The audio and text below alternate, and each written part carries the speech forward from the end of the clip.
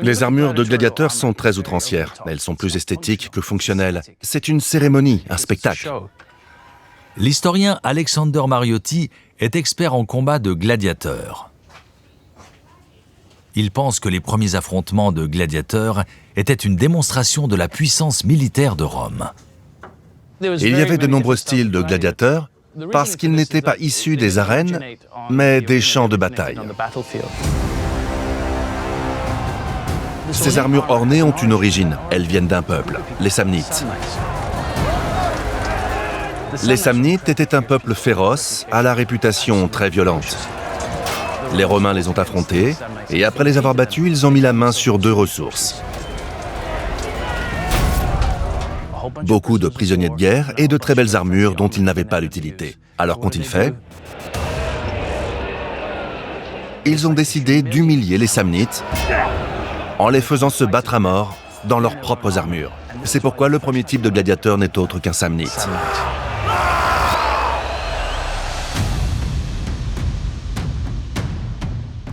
Au IIIe siècle avant notre ère, Rome poursuit son agression militaire. En l'espace de 95 ans, elle conquiert toute la péninsule italienne.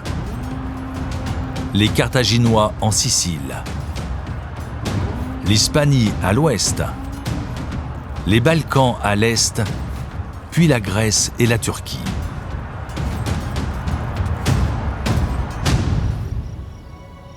Cent ans plus tard, Rome règne sur 45 millions de sujets. Rome devait trouver comment conserver le pouvoir, et le meilleur moyen pour ça était de faire un exemple. Chaque fois qu'une nation était battue par les Romains, elle était humiliée une deuxième fois. Sa défaite était rejouée dans l'arène. Rome faisait s'affronter ses ennemis pour le simple plaisir du divertissement. Les jeux distrayaient la population et envoyaient aussi un message aux ennemis de Rome. Voyez ce qui vous attend. Avec leur tenue et leurs armes inspirées des ennemis battus, les gladiateurs sont une image vivante de la suprématie romaine. Dans une société où la violence est monnaie courante, la foule adore ces effusions de sang. Dans cette société, beaucoup de gens avaient une expérience directe de la guerre.